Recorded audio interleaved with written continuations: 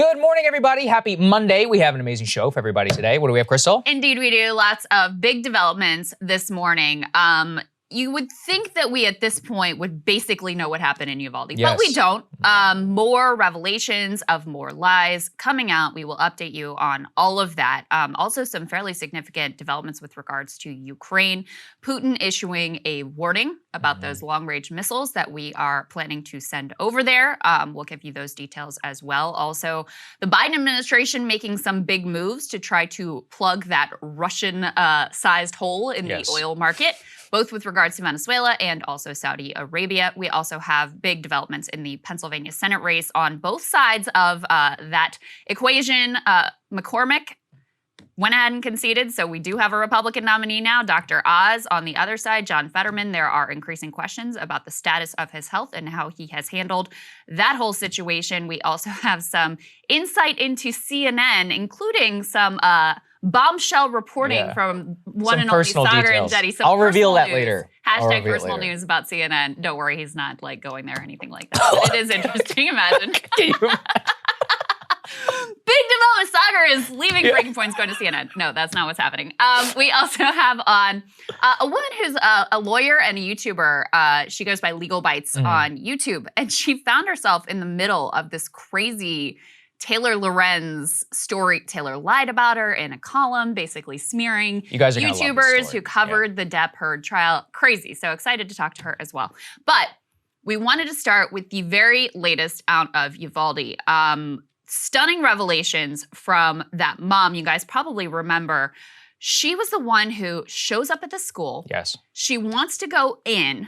The cops outside handcuff her. Okay, handcuff a mom. She then sort of talks her way out of that. They agree to take the cuffs off. She manages to get around them, jump the fence, go into the school, get her two kids. And now for the first time, she is speaking to the press. Let's take a listen to what she has to say. Arrest you because you're being very uncooperative. I said, well, you're going to have to arrest me because I'm going in there. And I'm telling you right now, I don't see none of y'all in there. Y'all are standing with snipers and y'all are far away. If y'all don't go in there, I'm going in there. He immediately put me in cuffs. She says after Uvalde police officers told marshals to uncuff Gomez, she ran towards the school. As soon as they uncuffed me, I jumped that first gate fence. And once I jumped it, I went to my son's class. And I knocked on the door, and I remember the teacher saying, I'm like, hey, they're already bolt cutting the fence to get me. She's like, you think we have time to get out? I said, y'all have time. I'm going to run for my other son. Once she was assured her son was okay, Gomez ran to get her other child, encountering more officers who tried to stop her. So I start yelling, and I'm being a cooperative, and I'm like, well, y'all aren't doing what are y'all doing? Y'all ain't doing Y'all need to be in here. Give me your vest. Somebody give me a vest, something. And if anything, they were being more aggressive on us parents that were willing to go in there. And like I told one of the officers, I don't need you to protect me. Get away from me. I don't need your protection. If anything, I need you to go in there with me to go protect my kids. And if anything, they were being more aggressive on us. They were more pertained on keeping us back than getting into that school. So she also reveals that she, wandered those hallways getting both of her kids. She says she didn't see police officers in the hallway. Right. So even this story about, we were there and there were 19 of us, that's in serious doubt at this point. That's number one. Number two, this woman is clearly amazing. She is incredibly courageous, obviously, even just to speak to the press at this point, because put this next piece up on the screen. They threatened her with an obstruction of justice charge. She is on probation from some charge from a decade ago. And they told her, the police, that if she keeps talking to the media, they will hit her with an obstruction of justice charge and potential violation of her do it. Go ahead and probation. violate her. See how it's going to work out for you. I mean, it's just unbelievable. They couldn't do anything when it came to taking out this mass murderer who was killing their children, but they'll handcuff a mom and threaten to hit her with charges. Disgusting. And by the way, one other note on this mom, those of you who are watching can see in the background, she's kind of like in a field there and there's equipment moving around. She's actually a farm worker. She had come straight from work to her kids for the sort of end of the year school ceremony. She said she originally didn't want to take a picture with them because she was all dirty and dusty from the field, but they insisted. She has this photo of her with her kids that morning. And then she'd gone back to work when she heard this was all happening and, sped back to the school. But it's just unbelievable how they seem to have literally lied about every single thing that happened on that day. Yeah, and the cover up here is just unbelievable whenever you consider not only they threatened her, they're in full-fledged hiding. Let's put this up there on the screen. You know, reporters down in Texas are continuing to try and get interviews with that guy, Pete Arredondo, who was the Uvalde CISD police chief who made the call not to go in. And now City Hall is locking its doors during business hours, declining to provide any public records to all reporters. And Uvalde CISD falsely had said that the first school board meeting since the incident was going to be closed to the public. So what they continue to do is try to make it so that it is impossible to hold these people to account. And remember, this guy, Pete Arredondo, the Uvalde CISD police chief, he also was recently sworn in as a member of the city council. He is refusing to speak to the press. You know, he was confronted by CNN outside of his house, and he just said, look, I don't have anything to say. In terms of his communication, Krystal, with the Texas Department of Public Safety and the FBI, they say he's been uncooperative, or they've said we've had some communication, which to me reads like, yeah, he's talking through his lawyer. I mean, he's in hiding, and he's even apparently Uvalde PD has called in other cops in the area to protect them. So they want protection that they weren't willing to give, you know, to these children. And I think that what shines through out of all of this is that the people of Uvalde are furious. Yes. Not just the mom, but, you know, quoted in almost every story are people who are nearby or who are residents of the town. And they say straight up, these people are cowards. They call them absolute cowards. They think that this guy, Pete Arredondo, needs to go. He's trying to wait this out. He wants you all to forget that this ever happened and to try and get absorbed into a meta conversation about gun control. And we're going to talk about that, you know, later on in this block. But let's stay focused still on the incident. Yeah, there's a lot that's come out too about how there was a lot of public mistrust of this police force even before this incident. There are people quoted who said, you know, basically you call with some sort of disturbance, you want help, they're not reliable in terms of showing up. So there was already mistrust here. And, you know, obviously Arredondo has a lot to answer for, but you know, I don't think he's the only one to blame here, which is why the city officials are helping to basically complete his vanishing act. I mean, that's the way that they phrase it in this article. They say that, you know, city officials have assisted in his vanishing act. They canceled a previously scheduled public ceremony Tuesday, instead swore him in secret for his latest role on the city council, locking city hall doors during business hours, declining to provide any public records to reporters. The chief of the city police force, so a different dude, a guy named Daniel Rodriguez, he's declined to answer questions about his officer's response to the shooting. A Uvalde CISD, that's the school district official, told a reporter falsely that the first school board meeting since the incident would be closed to the public. At the special meeting Friday, an agenda item allowed the board to terminate Arredondo. The board declined to do so. So are the largest number of questions for this guy, Arredondo, who's in total hiding? Yes. Are there many more questions to go around for everybody who stood by? I mean, we still are not getting a straight answer here about what unfolded on this day, who is culpable, who made the decisions, and what this all looked like. Because it also, another question that's been raised is why he maintained control of the situation as like, you know, the top dog in charge of the response when the local police force responds and they had more experience dealing with these sort of mass shooting incidents. Why didn't they take command? So still a lot of questions here. We also have another eyewitness account to add another piece to the puzzle of what actually happened, since we clearly cannot get a single straight answer for anyone who was supposedly in charge. Go ahead and put this next piece up on the screen. This is from a man who works as a funeral attendant at that funeral parlor that is across the street from the school. He says he encountered the gunman and tried to go after the shooter, but he was held back again by police. The account he tells is really chilling here. He saw the murderer crash his truck in that ditch. He goes over, you know, saying, "Hey, man, are you okay?" And the guy looks at him with what he describes as this sort of chilling look in his eyes. But at that point, he just thinks, oh, he's dazed. He just wrecked his truck. So he's still, say, hey, are you all right? What's going on? And then he sees him reach in his truck, get the AR-15 and turn around. And that's when Cody Bersenio is the name of this funeral attendant, tries to run. He slips and falls. His coworker is there. He says to him, like, he's got a gun, and he takes off running. So they both manage to get away while the killer is firing at them, misses, luckily, all of those shots. So he goes back into the funeral parlor, calls his wife, says, bring me my gun. She gets there with the gun at about the same time that the police are arriving and responding. He tries to go in, and the police hold him back and say, you can't, you can't, you can't. Now, listen. If you're the police and you're there and you're actually responding, I understand why you're not going to let a civilian interfere in you doing your job and getting done what needs to be done. But of course, they were not doing that. And the incredibly, incredibly sad end of this is Briseño now he's digging the graves for these children who were murdered. And he says he feels guilty. And this is his quote, I feel guilty, man, because I couldn't stop him. He was shooting at the windows and I didn't have my gun on me. So He again, didn't do anything wrong. I mean, something that actually Kyle said to me, which I think is the truest thing about this whole situation is, if you had just random civilians off the street responding to this incident, you would have had a better response than from these supposedly trained professionals who were just complete cowards. This is the perfect evidence that you have the guy here, and his immediate thought is, oh, we need to go. He's like, calls his wife, he's like, bring me my gun, we need to go in. He's ready to go in, he's ready to volunteer his life in order to save children, as again, you would hope that any police officer on the scene would do. And not even hope, it is written in their training. It is written explicitly.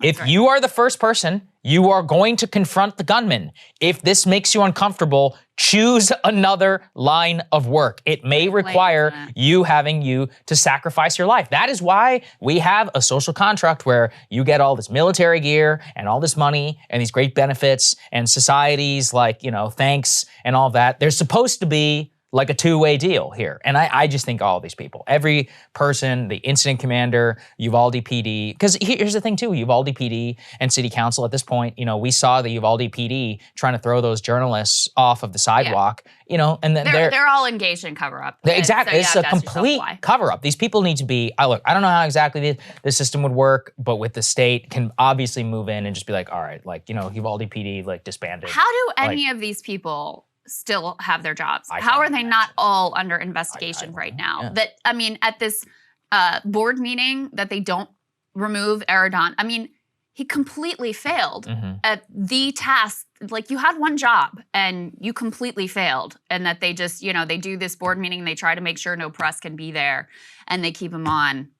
I don't know what to say. Yeah, I don't know what to say. There really is just, I don't know. It's a cover-up of immense proportion. We're going to continue covering it. A lot of people are trying to move on from this story. Pete Arredondo wants us to move on from this story. It's just not going to happen. Yeah. It's an egregious crime. This is a very interesting development. The new bosses at CNN clearly walk in and are like, what kind of shit show did we just purchase over here? Let's put this up there on the screen. Their new boss actually taking aim at something that drives me crazy in cable news, which is that the new boss says that CNN needs to abide by a new breaking news standard and says that they are overusing the breaking news banner across its network and cable news writ large. He says, quote, "We are truth tellers focused on informing, not alarming our viewers who have already seen far less of the breaking news banner across our programming." He says he agrees with complaints from both inside and outside the organization that the network uses the breaking news banner. It has become a fixture on every channel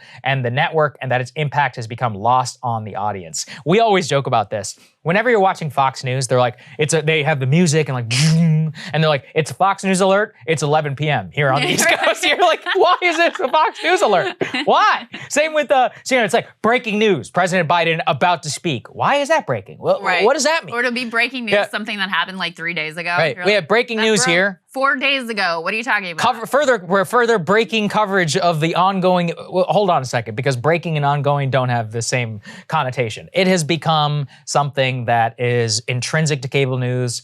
Roger Ailes' fault, actually, in terms of making sure that this all happened in the first place. Zucker did not pioneer this. Zucker did not pioneer this, but he stuck to it. A lot of people did. And CNN now, the first people to kind of step back. And, the New York Times wrote it up in an interesting way, which is that the new bosses over at CNN are very, very aware of the problems that they have. Let's put this up there on the screen, which is that this new guy, Chris Licht, and the Discovery CEO are trying to undo many of the damages that Jeff Zucker put in, beyond just the breaking news issues, they're pointing to the fact that they had to deal with the Chris Cuomo cover-up. They had to deal, obviously, with Zucker and his mistress and all of that cover-up. They had to deal with the CNN Plus disaster and just shut it down completely in some of the first days of actually owning this thing. But more important, they had to shut down, the snarky headlines, like the immediate fact checks in the print. They're like, that stuff is over. They're like, we're done in terms of that. And then I somehow had a personal experience because I watched, I said in this,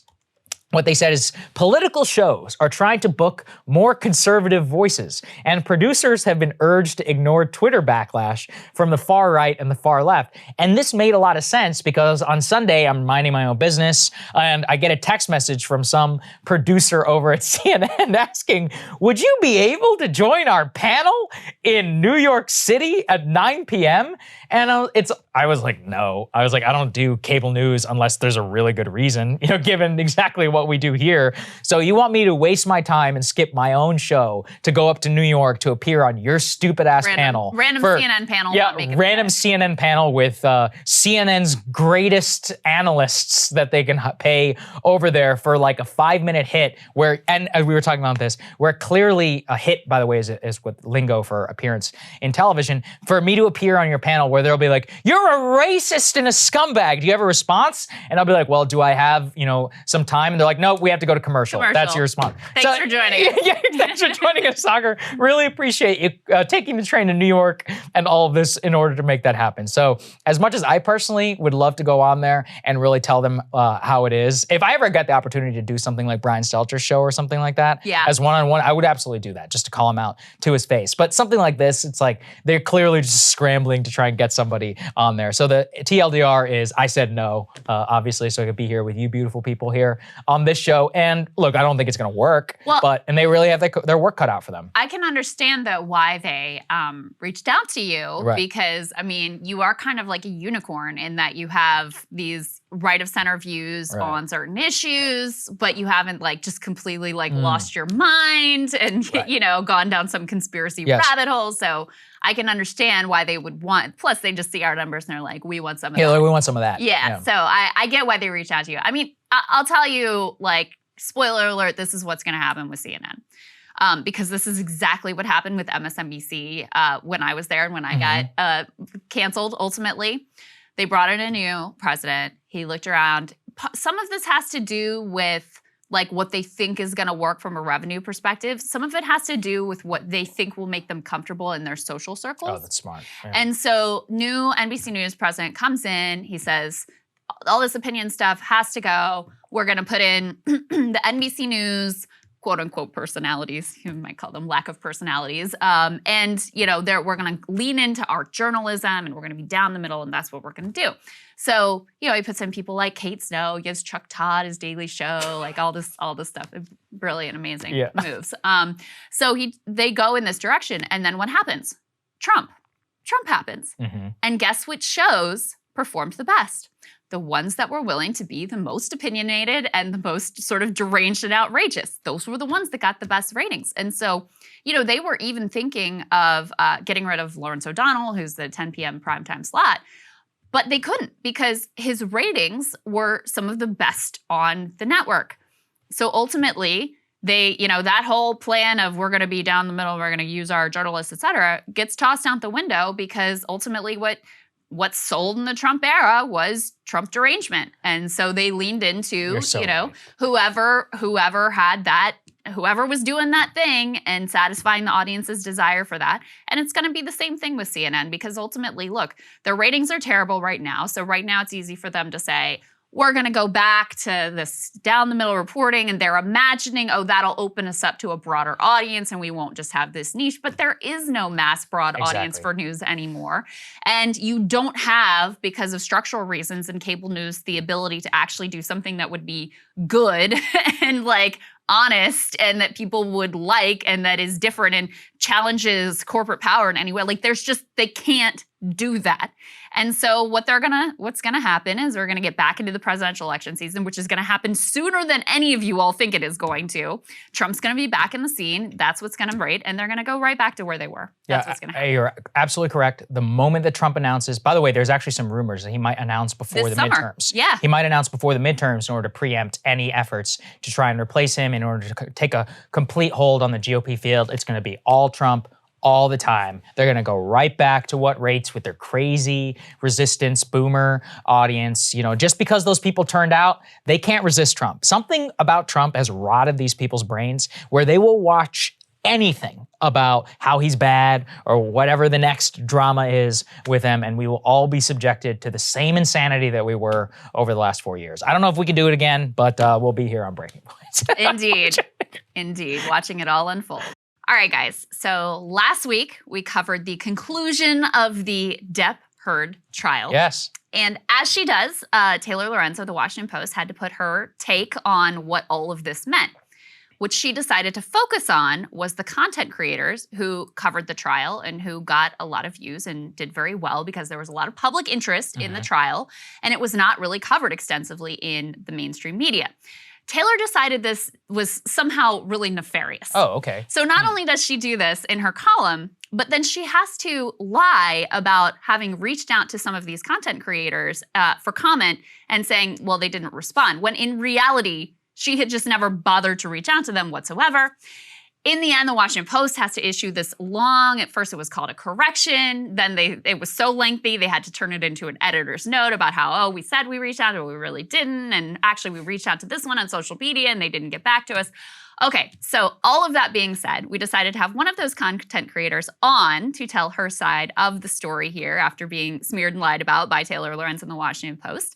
Alita Majeka is a content creator on YouTube. Her channel is called Legal Bites. She does legal analysis. Go ahead and put her channel up on the screen there. She does all sorts of legal analysis, including extensive coverage of the Depp-Heard trial, and she joins us now. Great to meet you, Alita. Yeah, good to see you. Hi. So nice to meet you guys. Absolutely. Yeah, of course. Listen, before we get into the Taylor stuff, I'd just love for you to set up, your conception of your channel and what you're doing over there, because one of the things there were a lot of things that sort of irritated me about the framing from Taylor, but one of the things that irritated me is she seemed to indicate that you would completely switched your channel around to cover this trial, when in reality, your channel is focused on legal issues. So it seemed to me like it was a very natural fit that you would lean into something that had obviously a lot of public attention. So why don't you go ahead and set that up for us, Alita? Thank you. Yeah, I started the channel around 2 years ago. I'm a licensed attorney. I'm licensed in California and DC. And the whole point of this channel is to explain the law one bite at a time. That's always been the motto, if you will, of the channel. And that's what I do. I take current events, pop culture, et cetera, and I break down the law so that people can understand it in more digestible, kind of bite-sized ways. Well, that's great. And I think that people need that. And the attack, Alita, on you by Taylor appeared to be that you were somehow grifting by focusing and covering this trial. So first of all, maybe just tell us how you decided to start covering the trial. Obviously there was a ton of public interest and you were filling a niche, something that, we happen to do over here. I don't think that that's a crime either. But tell us about how you kind of came to the trial, decided to start covering it, and then we'll get into what the exact post said about you. Yeah, so this wasn't the first time that I've live streamed a trial, at least. Well, this is the first time on my channel, but the first one was the Kyle Rittenhouse trial, which was over on Rekieta Law's channel. He invited a bunch of us YouTube lawyers onto his channel to basically do exactly the same thing, to live stream it from gavel to gavel, give our commentary, give our thoughts, the good, the bad, the ugly, and basically go from there. So I had that experience already. And when I came across this case, it was maybe about a month before the trial began. And I was very interested in not only just the underlying facts of the case were very interesting, but I also saw a community that was very, very skeptical and not trusting of the mainstream media because of its treatment of this case already for years. People had been frustrated with the media's treatment of the case. So I figured this was a very interesting case to take a look at. I wanted to look at it myself, not rely on the headlines, because I had learned from the Rittenhouse trial seeing for myself what the trial was like, and then seeing what the headlines were like coming out of that, and that there was a vast difference from what they saw versus what I saw. So I wanted to cover it from gavel to gavel on my channel with a bunch of other YouTube lawyers and other professionals, by the way. I had a nurse, I had 2 psychologists, I had a behavioral analyst, I had a bunch of people on the channel to basically give their takes from a professional and personal perspective. And so that was what I decided that I wanted to do. I started covering it 3 weeks to a month before the trial began, long before it was ever clear that it was going to become like this global phenomenon that it became.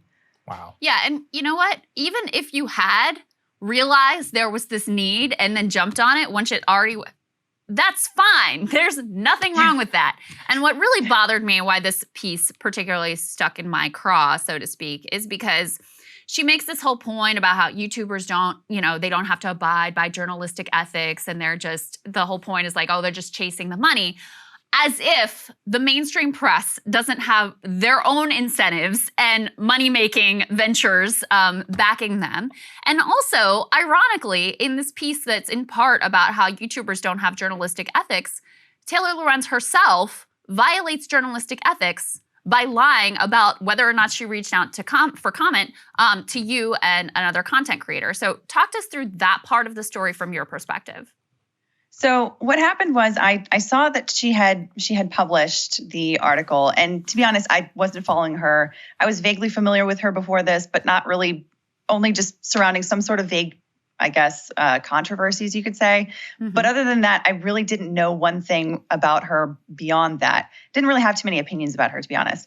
But somebody had tagged me on Twitter and said, hey, you've got an article that's about you and it's not great. And this had already happened a couple of times. People have been talking about LawTube, so to speak, and other content creators in the context of this trial. So I was like, okay, more shade, whatever. But I took a look at it and I saw that she said that she had reached out for comment. And I was like, I mean, I've gotten a lot of emails in the last couple of months. Like, things have been pretty crazy. But let me double check my email just to see if she, like other journalists, reached out to me.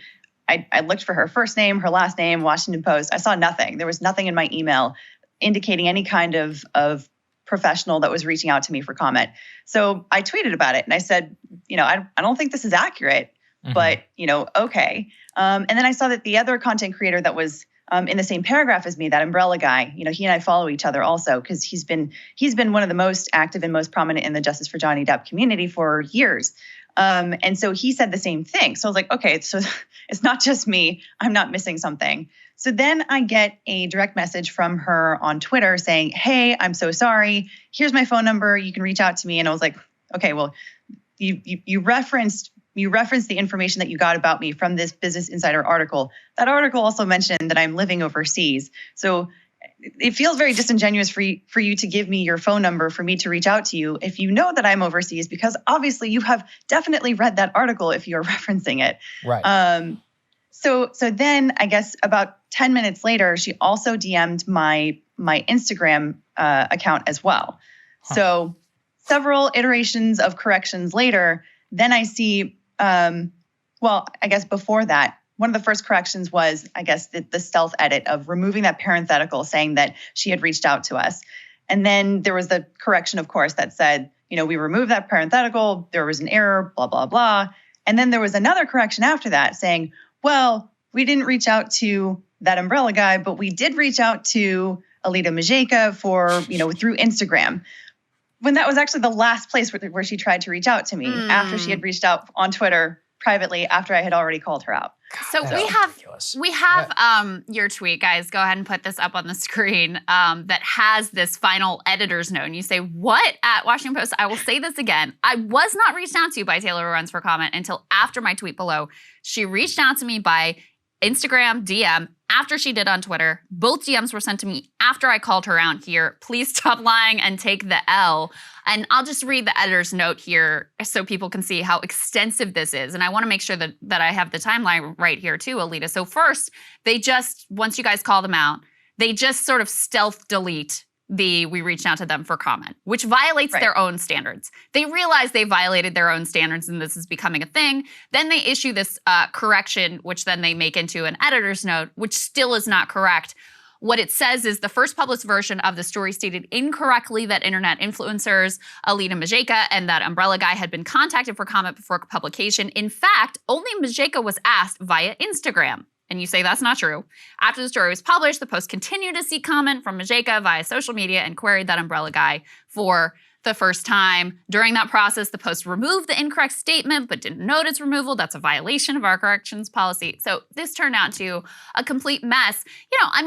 Listen, why is it worth sort of going into the details of the life of the story and the various corrections that were issued? What do you think is the broader point here, Alita? Well, as you mentioned before, it is ironic that this whole point of this article was to say how mainstream media is no longer being turned to by the people because, you have these influencers on TikTok and on YouTube who are suddenly pivoting their content to make a buck. They're clout chasing. They're just covering this because they want to increase their followers, increase their subscribers, that kind of stuff. And the subtext seems to be that this is dangerous because misinformation is a big deal, and who's there to fact check these dangerous influencers? When in reality, I'm just asking for fair reporting on this thing. And the truth of the matter is that when it comes to my followers, when it comes to me making any kind of a factual assertion to my followers and my subscribers, I have a community that is actually very well versed in the underlying facts. So if I get something wrong, they call me out on it. So I would expect nothing less than of someone who is purporting to be someone who is a guardian of misinformation as well. Yeah, it sounds to me, look, I wasn't super into this trial, but if I was, I would have watched you. I don't know why I would have to turn into these tabloids or whatever. It sounds like you're doing a much better job than a lot of these people. And we didn't just want to talk about this. I was actually curious for your reaction to Amber Heard's attorney's first interview over on CNN. She blames social media for the verdict. Let's take a listen. We're going to get your reaction afterwards. Is there any way to see this verdict in any other way than the jury simply did not believe Amber? There's no question that influence was there. It's kind of strange because it was a mixed verdict as well, which suggests that they did believe at least some. And it seems we would call that messy more than inconsistent, I think, but possibly that. But I think really what happens here is it is kind of a throwback to an earlier time when it was automatic that when a woman said, I have been the victim of domestic violence, she's just not believed. Oh, Johnny, we know Johnny, he would never do that. And that's kind of what we got here. Now, remember that we had another trial back in the UK, same issues. Lots more evidence came in on that one. And what Mr. Depp's team apparently learned from that is this time demonize Amber and suppress as much evidence as you can. Your reaction, Alita, what do you think? Well, if she's trying to point to social media and TikTok and YouTube as to blame for anything in this trial, I would simply point to Amber Heard's legal team because they were the ones that brought in all of the hashtags as evidence through their expert, through one of their data experts. And the jury arguably would not have known of the Amber Turd hashtag, the Justice for Johnny Depp hashtag, or any of the others if it had not been for their questioning of their own direct examination of their own expert witness. So, an argument can be made that it's very difficult, of course, for the jury to stay away from the public, to stay away from the news, to stay away from social media on a case like this, because this case, of course, was everywhere, all around the world. Mm-hmm.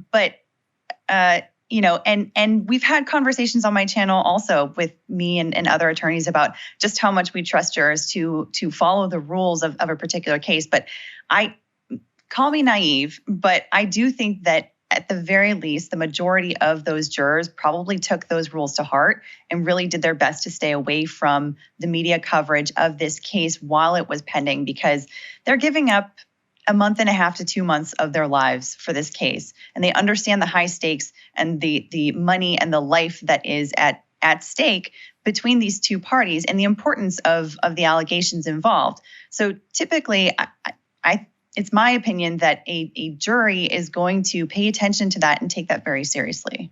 Yeah. The other part of Taylor's article is she sort of insinuates that, this decision was wrongly made or was the wrong decision, and she uses, your sort of monetary incentives to frame like, oh, they were coming in on this one side because that was where the money was, and there's kind of an insinuation in there that may have influenced the outcome of the trial, as Amber Heard's attorney says there more directly. But there's no even attempt to engage with any of the legal analysis. It's all just sort of a smearing of the motives and a raising of nefarious intent, rather than actually dealing with the legal specifics of the case. Which I am not a lawyer. I didn't follow this case at all, so I have no opinion whatsoever whether this was wrongly or rightly decided. I genuinely don't know and am agnostic. But I did want to ask you, Alita, because the case that was made on the other side that I saw, prominently among a lot of liberals, though not uniformly, was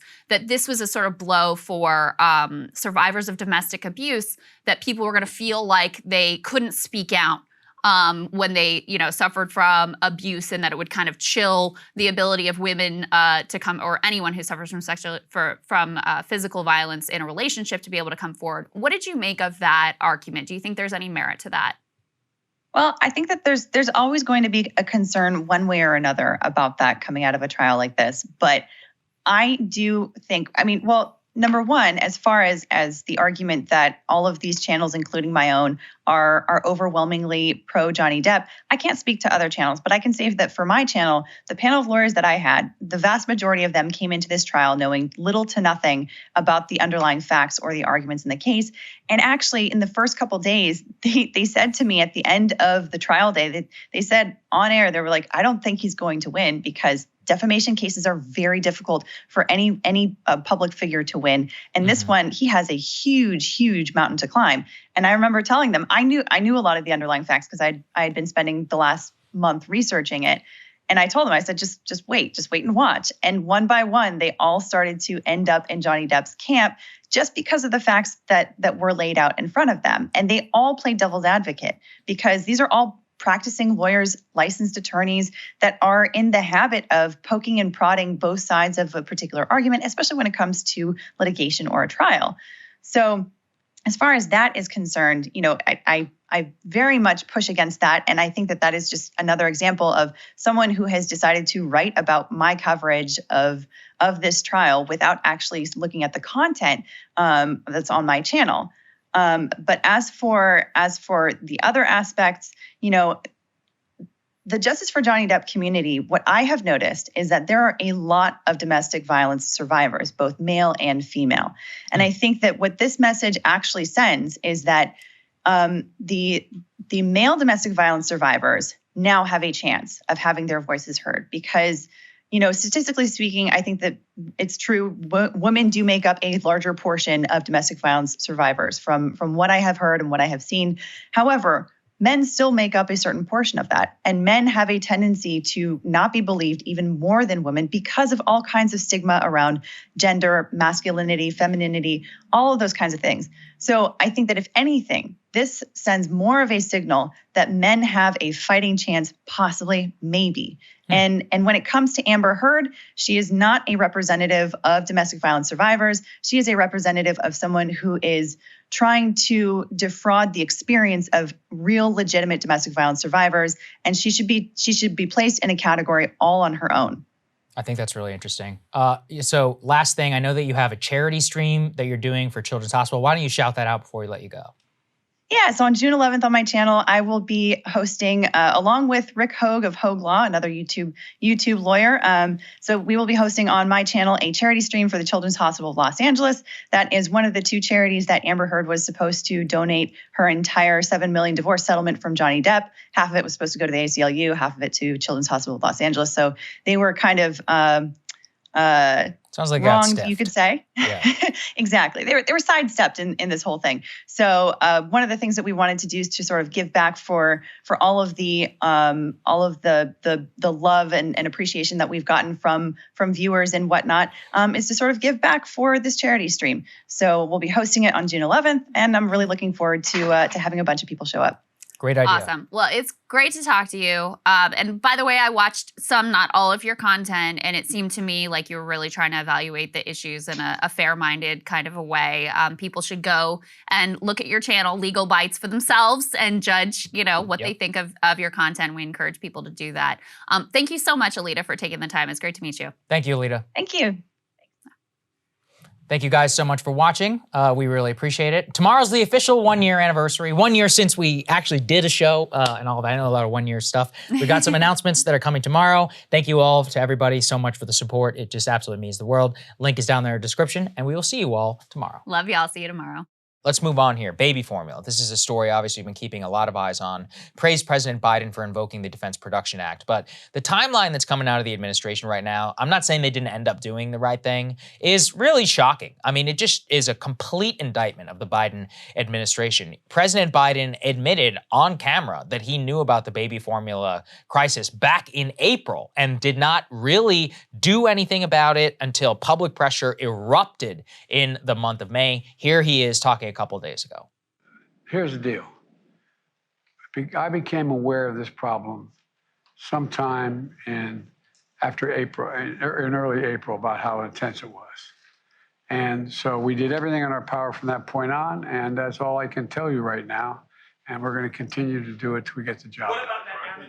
Early April. Early April. I mean, that's a long time. So why didn't you do anything about it? Did you order anything to do anything about it? And we actually know the answer. The answer is no, because the White House has said, well, first the White House, Brian Deese said, we've known about this since February. Okay, well, why didn't you do anything about it? Right. Then Biden says, well, I found out about it in April. Okay, well, why didn't you do anything about it? And they say, well, we did do something about it. We invoked the Defense Production Act. Yeah, in May. So a month later, after you find out about it. And let's be honest, it only happened because they passed the Ukraine bill and people were like, hey, we got $44 billion to send to Ukraine, but we don't have baby formula to send to kids. And then Congress enacted, people like us were talking about it. It's not just us. I mean, it was a huge thing for the entire country. Was just horrified at the idea of tiny little infants not being able to have their food. But here's the thing. When you continue to look at all of the administration officials, this is a massive failure of government. You have not only the president is at the top. Like, he's not even supposed to necessarily know about this stuff. His staff is supposed to bring it to his attention. And more importantly, he's supposed to order his staff to do something. Well, Secretary of Commerce Gina Raimondo is on TV over the weekend. She admits the same thing. I've known about since April. But honestly, the response we're about to play for you is worse because she just says, I didn't just know about it till April. I'm not involved in anything regarding it right now. Let's take a listen.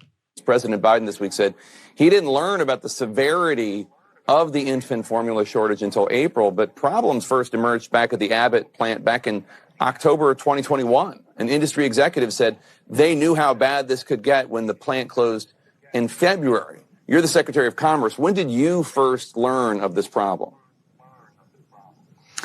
I first learned about it, a couple of months ago. So this is April? This is a difficult issue, but yes, probably April. I'm not involved in the administration's response here, I should say, but I think they're doing a very good job. Well, what? Why are you not involved with that? Because actually the Commerce Committee in Congress and the Commerce Department has an immense amount of power over the baby formula. This is just, again, perfect example. You have here the secretary who says, yeah, I found out about it, but, whatever. I didn't really have anything to do with it. Well, wait, why don't you have anything to do with it? Because the Commerce Department has a lot of regulatory authority over the actual baby formula. And then also, why are you not involved in a whole of government approach with the FDA and the CDC in order to get this plant spinning again? I mean, this really was just a complete crisis of government because it just showed us that things have to get so bad that little kids are starving and parents are driving 8 to 9 hours, different stores. Trying to import European baby formula. Illegally until the government makes it okay. Also, again, why are you not involved in the administration's response?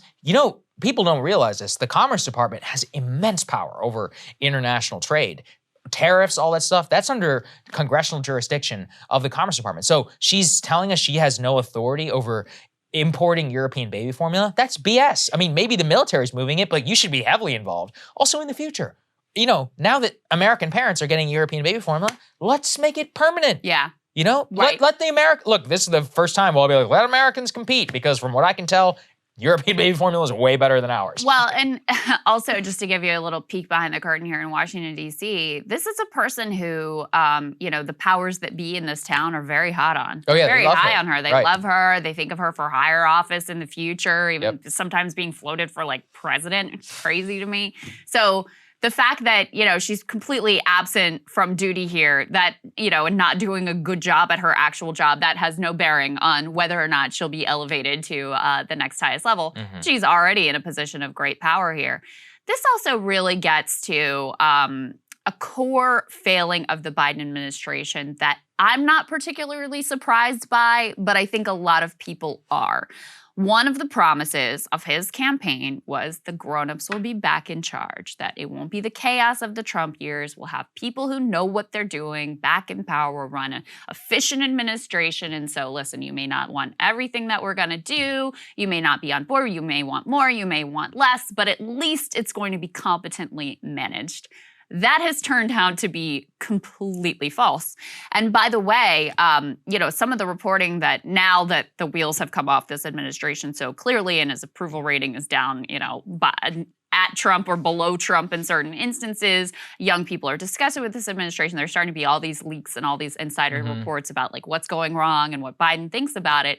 And one of the things that he complained about was that he hadn't been notified by his staff about the baby formula crisis sooner when it came to their attention in February, or, could have even been before that, because you did, as Jake Tapper points out there, you did have this whistleblower early on talking about the lack of safety standards and potential problems at this Abbott Laboratories plant. So you have an initial failure, which still has to be on the president. He's the one that assembled this group of staffers around himself. But so you have this initial failure of staff to notify the president at all or do anything about it. And then even once he is notified in early April, it takes this massive public outcry and, the news the media finally writing stories about these babies who are in dire trouble and in some terrible instances even having to be admitted to the hospital to get the nutrition that they need, and moms who are desperate and at their wits' end doing everything they can, spending all day going from store to store to try to find the formula that's going to work for their babies. It took all of that before they finally said, we could actually do something about this. And it's a bigger problem for the administration because the critique of them that they are just purely sort of reactive, that they are always behind the times, that they are catching up a few months later to things that have been hurting the American people for months. I just think that that's completely indisputable. Yes. And I think it goes very much against the core hope that a lot of people had for this administration. Oh, absolutely, Krystal. I mean, look, this was their basic promise, is we will get those vaccines out, easily. That's why I thought I just did not anticipate how incompetent these idiots are. Yeah. It's mystifying. I mean, even on gas right now. I mean, look, I've been watching it. We are very, very close to $5 national average. The gas price went up 5% in just the last week. It only needs to go up by 2%, and we're at 5% nationally. Yeah. Nobody apparently in the White House seems to be talking about that. Yeah, oh, cool. You're allowing Venezuela to export to Europe. Big deal. That is not going to replace the lost gas stock, especially given the current demand. Nothing's happening. And there's real consequences. Let's put this up there on the screen. Abbott, a couple of days ago, Abbott Nutrition just restarted the baby formula production. But, everybody knows this. From production to actually going to the shelf, it takes a long time.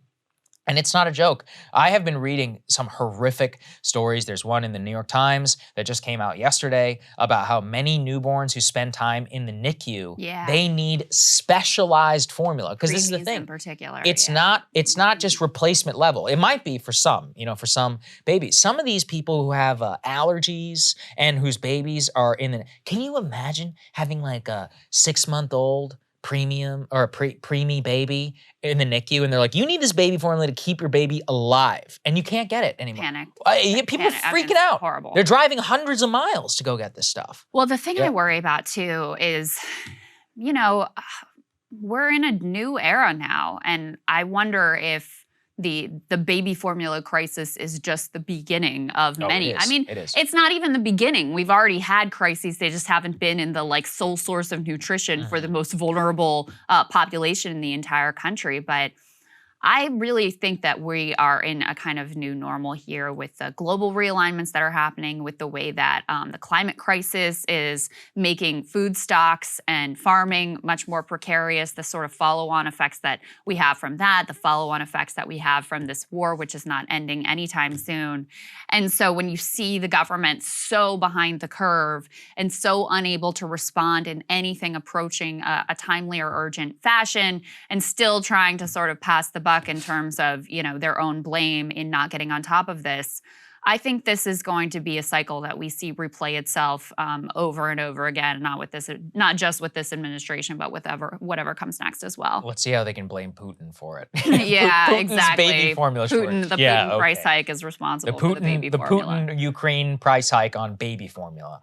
Tell that to people who are parents of preemies. Speaking of screwing over workers and regular people, Starbucks, little update for you. Of course, the Starbucks Union, Workers United, they have been romping in union elections across the country. I mean, well over 100 stores have unionized now. It is extraordinary. And Starbucks, we've been reporting, has been completely freaking out about this. They brought Howard Schultz back in. They fired a number of people, including some of the people leading their union-busting response. This has clearly not gone well for them. What did Howard Schultz say? It was like an invasion or an assault. Assault. That was the word he used, this union assault on Starbucks. Well, they now have escalated to a new tactic, effectively declaring all-out war on the union. Put this up on the screen by closing one of the cafes that unionized. This, according to a Bloomberg report, the union says that this is obvious retaliation. They didn't just say this; they actually filed that allegation with the National Labor Relations Board.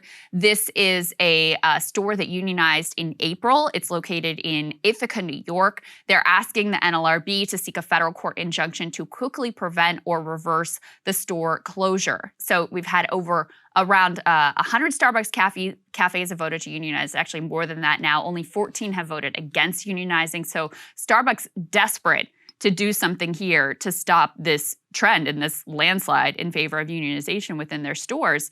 And part of why we know this is retaliation and not just, normal, like obviously sometimes Starbucks stores close, is because, put this up on the screen from More Perfect Union, they obtained the email that was sent to unionized Starbucks workers in Ithaca that announced the closure of their store.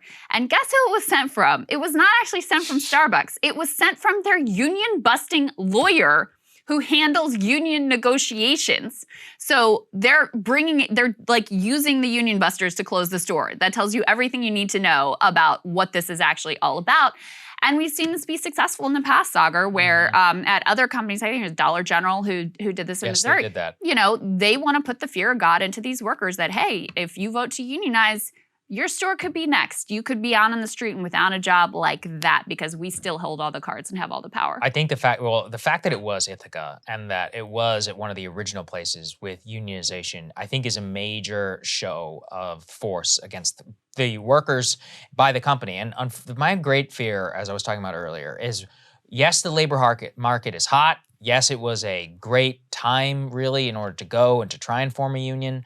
But the more into recession that you go, the more excuse that they have to just crack down as much as possible. All you need is a single down quarter and down in the stock for the company to just go full-fledged. And I'm not saying they haven't necessarily even already done that, but that just makes it so that it will get lost in the noise, I think, and that is a fear. Workers will be more vulnerable to these types of threats. Yes, because way more. Right now, you have issues with inflation and wages not keeping up, so people are getting a pay cut every month. So there aren't enough good jobs, but there are a lot of jobs. Mm-hmm. So when you are threatening, they fired workers. Actually, Layla, who we had on this show, she's got her court hearing this week to see if she gets reinstated to her job because she alleges, and the union alleges, that she was illegally fired. There are a number of there's a Memphis 7 that also they allege were illegally fired. They have their court hearings, I think, coming up this week as well.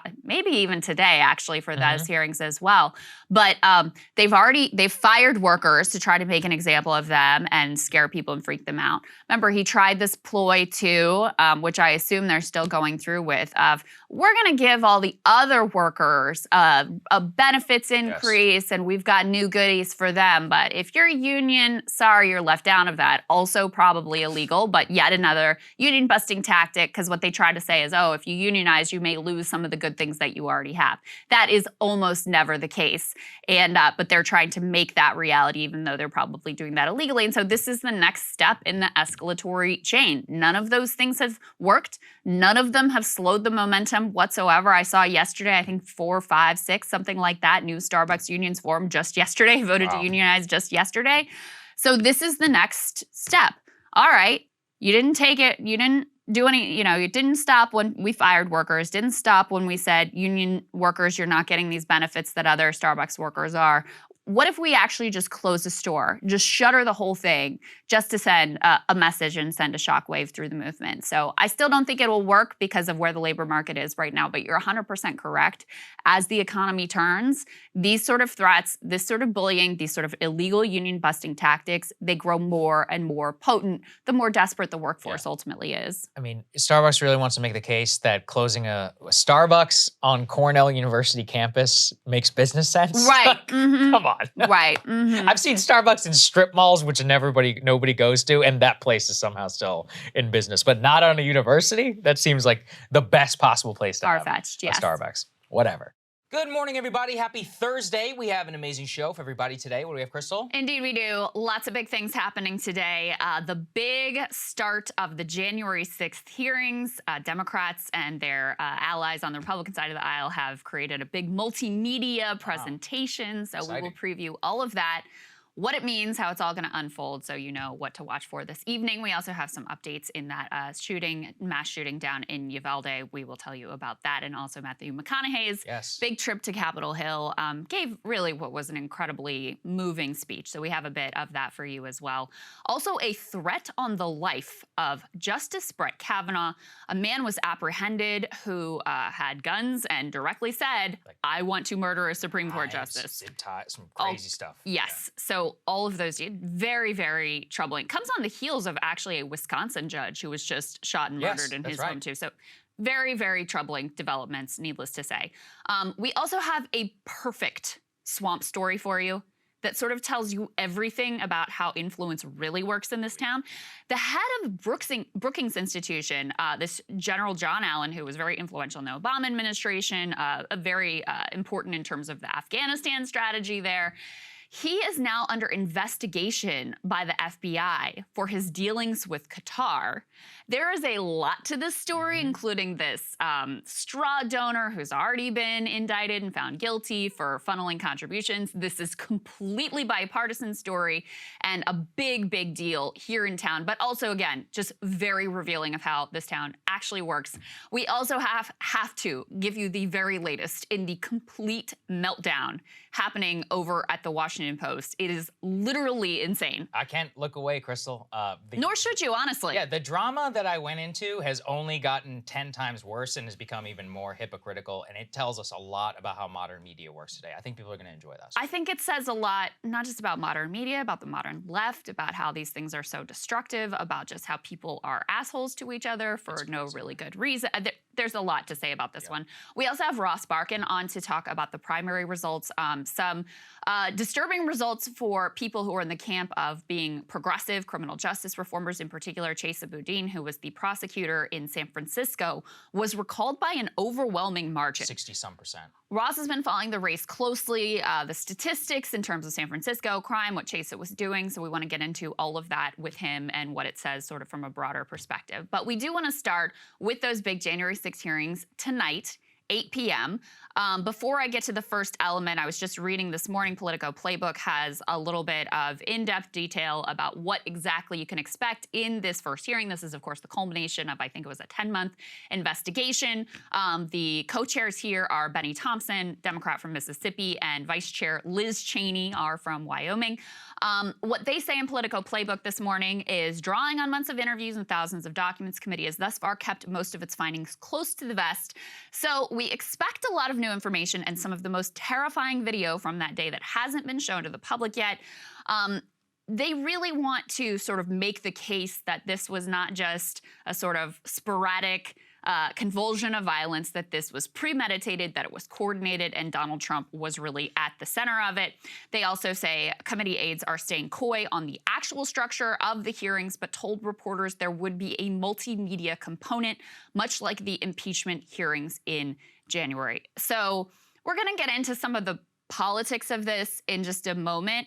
But, you know, Saagar, I feel like Democrats have this repeated instinct where when the things that they're very upset about, and I think there are good reasons to be upset as a nation about what happened on January 6th, but when they don't land the way they want them to with the public, when, for example, the public has other concerns, as right now, they're very concerned about the economy, very concerned about inflation, concerned about gun violence, concerned about a whole range of things, they are also concerned, I'm sure, about the future of our democracy and what happened on January 6th. But it's nowhere close to the top issue. So Democrats have this instinct of saying, well, we just haven't presented it in the right way. Yeah. So go ahead and put this element up on the screen. This is from Vanity Fair. They actually brought in this veteran network executive named James Goldston, former president of ABC News, to pull together this multimedia presentation. You can see the headline here from Vanity Fair is, quote, "People must pay attention, people must watch. The January 6th committee is trying to make the most of its primetime TV slot." You know, they push networks to cover this live. I think almost all of them are doing that, save for Fox News, for obvious reasons. We are expecting, I guess, a Trump aide confirmed that the former President Trump will give some kind of a counter response here as well. Unclear whether it'll be a statement, a video, something on Truth Social, who knows. They also have been working to sort of you know, preview this thing and kind of hype it up to get people to really expect that this is going to be very revelatory and contain new information. We have Jamie Raskin, who is on the committee, kind of teasing this week, saying, go ahead and put this quote up from him. "Yes, the committee has found evidence of concerted planning and premeditated activity. The idea that all of this was just a rowdy demonstration that spontaneously got a little bit out of control is absurd. You don't almost knock over the U.S. government by accident." So we're going to lay on all the evidence we've found. House Resolution 503 charges us with defining what happened on January 6th, explaining the causes of what happened, and then ultimately laying out recommendations that would allow us to fortify ourselves against coups and insurrections moving forward. So again, I think that there's an attempt here to let's package it in a different way. Let's bring in this TV executive. Maybe this time it will land in a different way with the American people, where it won't be just one of a list of issues, but it will be the primary issue. There isn't a lot of indication that they have some new bombshell revelations. I think everybody who lived through that day knows the general contours of what happened and has already sort of taken that in and processed that in whatever way they are going to process it. But you know, I think the other way you have to see this is through the lens of a media apparatus that also has never had ratings that were positive again since January 6th. So they also want to kind of recapture the magic of that day. Absolutely. I mean, I think there's a lot to say about this. Now, first and foremost is it's been 10 months since this committee was even founded. It's been more than a year since January 6th. I think we have a lot of bigger problems than January 6th. But this reminds me exactly of impeachment 1.0 and 2.0. I remember specifically Nancy Pelosi talking in, I believe it was impeachment 2.0, whenever it was about Ukraine. They said, well, you know, the people of America don't understand how bad this was. So when we put him on trial, then they'll understand. And guess what? There has never been, and I really mean this, go back and look at Gallup party identification, higher identification with the Republican Party in the United States than the exact time period, January of 2020, whenever impeachment was going down. So I'm sorry, that was impeachment 1.0 about Ukraine. So what does that tell us? Which is that we've seen this movie before. How many times did I hear it about Russiagate and Comey? They said, well, when you guys hear James Comey testify before the committee, or when you hear Robert Mueller testify, you're going to see. People need to understand what the Mueller report really said. We all know what it said. Everybody does. They have much bigger problems. It's like, how many times are they going to continue to try and do this? I find the primetimization of this, honestly, just so facetious, because what really got to me is that, here's the other thing too. If you are one of these Russiagate, you know, Democrats, January 6 people who wants to see Trump out of office or impeached or whatever, criminally charged, you're being misled, because they specifically have asked them, Jamie Raskin and others on the committee multiple times, are you going to find Trump criminally liable? They said, that's not what we were charged. with doing. It's like, no, but that's the spirit of what you guys have been trying to do. They tried to impeach him, and it didn't work. It's like, what is the point of this entire thing? Well, and here's the thing, I think, too. Right in the wake of January 6th, when the images and the emotion and everything that people felt of that day was really raw, that was the time for, and it's not, Democrats, I think, did everything that they could more or less do. I mean, they moved forward with impeachment. People saw that day, they were horrified by all of it. Like, this was not a good day in American history. So Democrats moved forward with impeachment. If you're Republicans who wanted to sort of excise this wing of the party, who wanted to move in a different direction than Donald Trump, that was your time. Yeah. And, there was maybe an opening. And I remember covering at the time, Mitch McConnell kind of flirting with it, putting out trial balloons of maybe we're going to actually, move in the direction of joining the Democrats for this impeachment, barring Trump from running for office again. Maybe we're going to actually sanction the members who were complicit in, trying to overturn the election results, whether that was a far-fetched outcome or not, which I think is pretty debatable. But ultimately, they took the temperature, and McConnell is a creature of power and nothing else. This is not about morals or principles or anything else with him. Took the temperature of the base of the party and decided it was too hard to act in that moment. And so now, that they didn't pursue that path, whether it would have been successful or not on the Republican side. They decided to just there were a few that voted with the Democrats, but otherwise they just sort of decided, let's keep our heads down and keep going in this direction and keep playing this game that we're ultimately playing. And so now the only recourse that is left is an electoral recourse. Yeah. I mean, the only recourse that is left is, really prove that you have, if you're on the Democratic side, that you have a better vision for the country, that you're going to deliver, deliver calm, deliver materially for people, and push the country in a better direction. I mean, at this point, I think that's really the only answer to January 6th is offering the American people a vision that they can buy into, that gets people moving in, the same direction again, that doesn't just seek to tear and divide people apart. And I'm not saying that, January 6th necessarily is about dividing people apart, because I think the overwhelming number of Americans were really horrified by what happened on that day.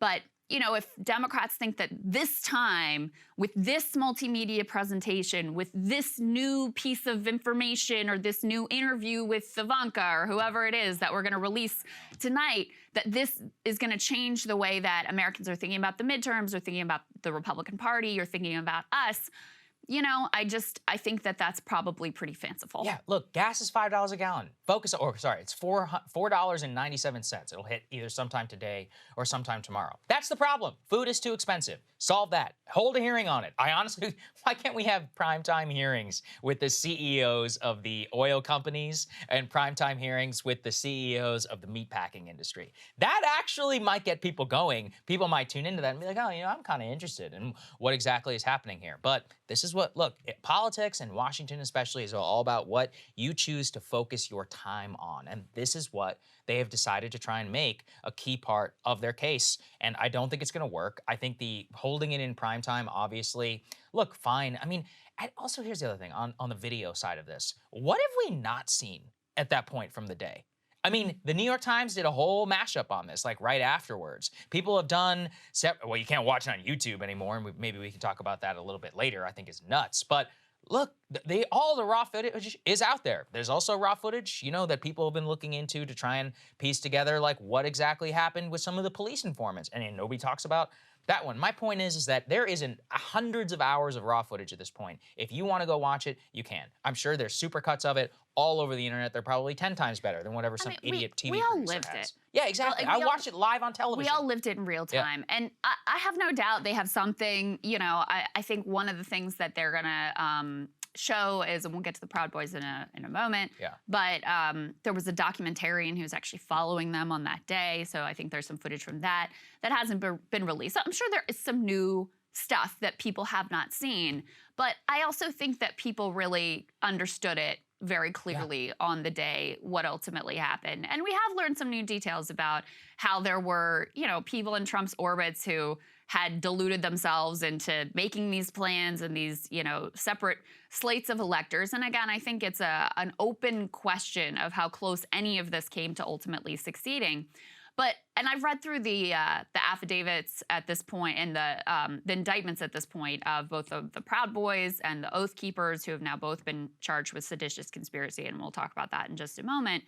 And it's clear they deluded themselves into thinking that if they sort of showed up at the Capitol, that the American people would be behind them in this effort to overturn the election results. And that would be the spark of this revolution. I mean, this is like the, deluded, fanciful, LARPing that these dudes were doing. And I don't want to downplay that this was like a dangerous situation, but ultimately in their mind, they'd completely deluded themselves. The American people clearly were not behind them. Yes. I mean, that's the bottom line of why this all became a complete failure if your goal is to overturn the election results, is because people, even Republicans at the time, now Republicans have come up with all sort of after the fact rationalizations, they were horrified by what happened. They did not have your back ultimately. Even Trump, after much persuasion and, a million people calling him saying you have to tell these people to leave, ultimately told them to go home and to be peaceful. So the American people did not have their back. They understood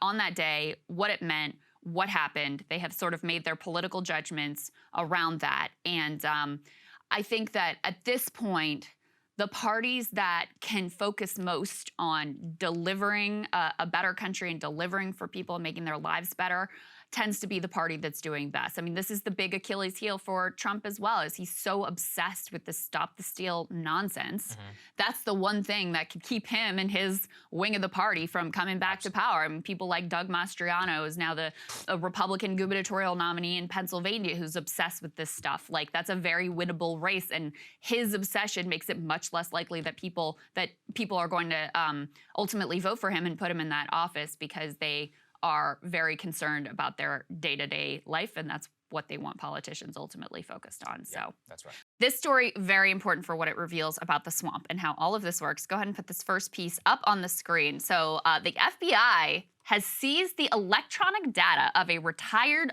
4-star general who authorities say made false statements and withheld incriminating documents, so he was lying and covering up, about his role in an illegal foreign lobbying campaign on behalf of the wealthy Persian Gulf nation, Qatar.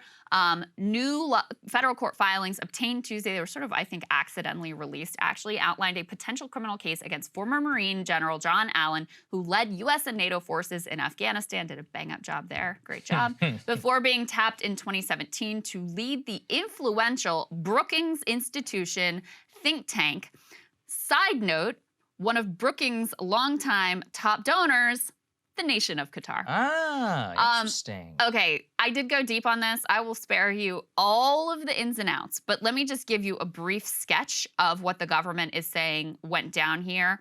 There are 3 individuals who are really involved. One of them is General John Allen. The other is former ambassador to the UAE and Pakistan named Richard Olson.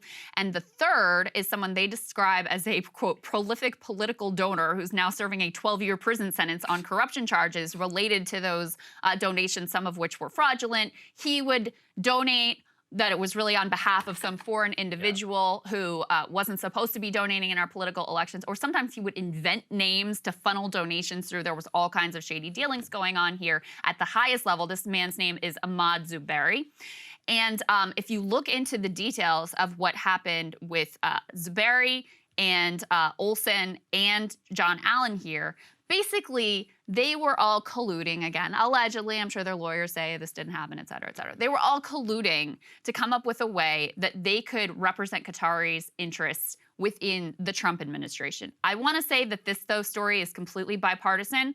This shady Zubairi character, who's now serving 12-year prison sentence, he's got pictures with Hillary Clinton. Yeah, Biden. He got meetings with Joe Biden.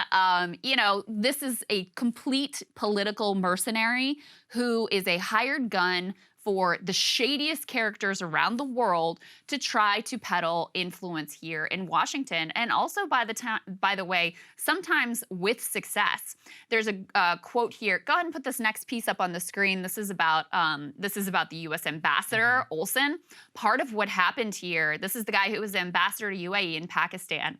he was in trouble with the FBI, and he was basically like, how come you're focused on me? And what about John Allen, who I was in cahoots with this guy, and you're not looking at him at all. So that's part of how the FBI ends up at General John Allen's doorstep. Olson was being paid $20K a month by this sketchy political donor dude serving the 12-year prison sentences. And he also, the sketchy donor dude, agreed to pay Allen an undisclosed fee for his efforts, according to prosecutors in Olson's plea deal. But Allen's spokesman says the general was actually never paid. They say in mid-June, Allen met with Olson and Zuberi at a Washington hotel to explain, quote, how he would conduct the lobbying and PR campaign, according to prosecutors. A few days later, they flew to Qatar at Zuberi, the sketchy political donor's expense, to meet with Qatari's ruling emir, other government officials, where the pair explained they were not representing the U.S. government, but noted they had connections with U.S. government officials that placed them in a position to help Qatar. Allen advised the Qataris on what steps to take, including signing a pending deal to purchase F-15 fighter jets and using a major military base in Qatar as leverage to exert influence over U.S. government officials. And what do you know? Just 4 days later, Qatar signed a deal to purchase those jets per Allen's advice. The last piece I want to lay out for you here, and the reporting from the AP has been really strong. If you guys want to, great job tracking all of this down. Go ahead and put this last piece up on the screen. So this one, the headline is Mercenary Donor Sold Access for Millions in Foreign Money. Prosecutors describe Zuberi as a, quote, mercenary political donor who gave to anyone, often using illegal straw donor cutouts he thought could help him. Pay to play, he explained to clients, was just how America works. He also said, we get requests for meetings from all scumbag of the world, warlords, kings, queens, presidents for life, military dictators, clan chiefs, tribal chiefs, and etc. And he says, everyone wants to come to Washington to meet people. So again, shady character, did not do a good job even hiding his illegal criminal behavior.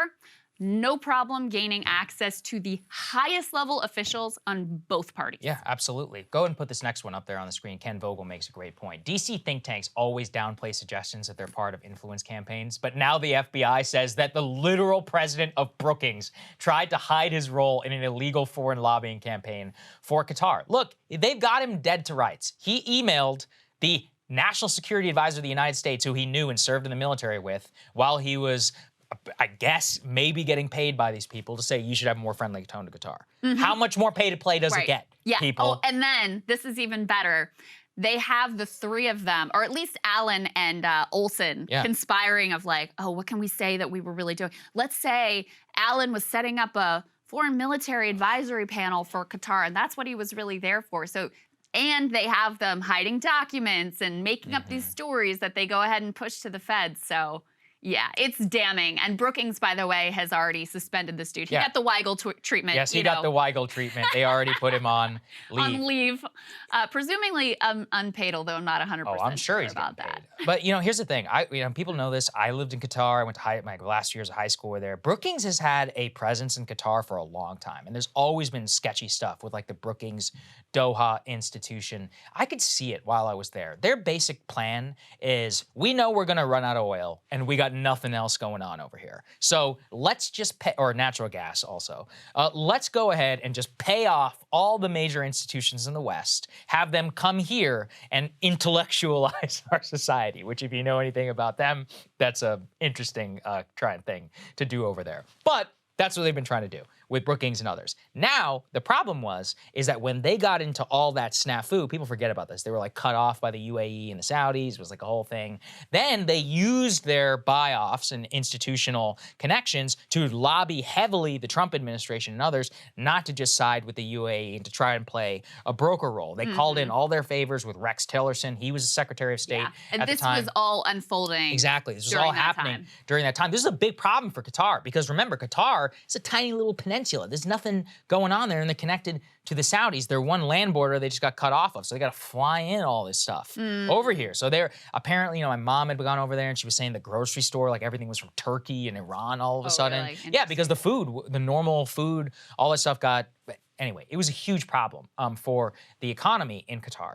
Now, what happened then is that they started calling in all the favors of all these billions that they've been paying off all of these Westerners, and this is exactly the issue with having all of this intertwined connection with these foreign governments. I mean, when you have these foreign governments who are donating all this money and spreading it around town, nobody does it for free. There's always a cost, always, and that's something that so many people here have tried to deny. I'm not going to say it's always pay for play, but it does never help. It never hurts, right? To give 50,000 or 100,000 or pay some guy 20 grand a month for something. These stories, a lot of them are really quite connected because you see who actually is able to influence policy and actually get what they want oftentimes in Washington and the sort of, the games they play to be able to do it. And you see issues that have huge public support and get no movement in Congress whatsoever. And then you wonder why you have the societal breakdown. It's not to excuse like the criminals and the lunatics that would, cause mass violence or political violence. But then you wonder why you have the societal breakdown of people who are like, using these fringe and violent means to try to make their political. It's all a sign of a society in complete breakdown. When this is the real way to get influence and power across both political parties, that is a devastating state of affairs. And, these think tanks, like they have this very sort of like high and mighty type of image, especially in this town, like, oh, we're just intellectuals here, like coming up with policy ideas and trying to, help. They're incredibly enmeshed in the political world and provide the sort of backbone and thinking behind a lot of legislation that ultimately gets done. Congress basically outsources a lot of their work to these think tanks. And this is again completely bipartisan and non-ideological. All of these think tanks are in bed with disgusting people and countries and all the rest. in the UAE, you remember that? That's exactly right. So, this is the real, this cast of characters is far from the only one that is engaged in this. And, I think it was the Wall Street Journal, that wrote this up, that said basically like, if this dude, this Zuberi character is now in prison for 12 years, if he'd been a little bit savvier and just played a little bit more on the side of like what is legally permissible, he could have done all that he was doing in basically a legal way and it would have been perfectly fine. And it's totally standard operating procedure here in this town. No, 100%. And just so people know, John Allen was one of those people who lied to the American people about the progress of Americans under the Obama administration while he was commander of all U.S. forces in Afghanistan. He lied to all of our faces. Then he endorsed I'll never forget this. He endorsed Hillary on the 2016 DNC stage. He's like, I'm a general and Hillary's going to keep us safe. Then he became the Brookings head. This is as swamp as it possibly gets. Clearly still enmeshed in the military bureaucracy. He was rewarded for his lies and failures in Afghanistan with the Brookings Post, and now finally, some several odd years later, is actually being held to account for. Maybe. We'll see. I'd love to see him go down. He is as swampy as it gets. Selling out his country.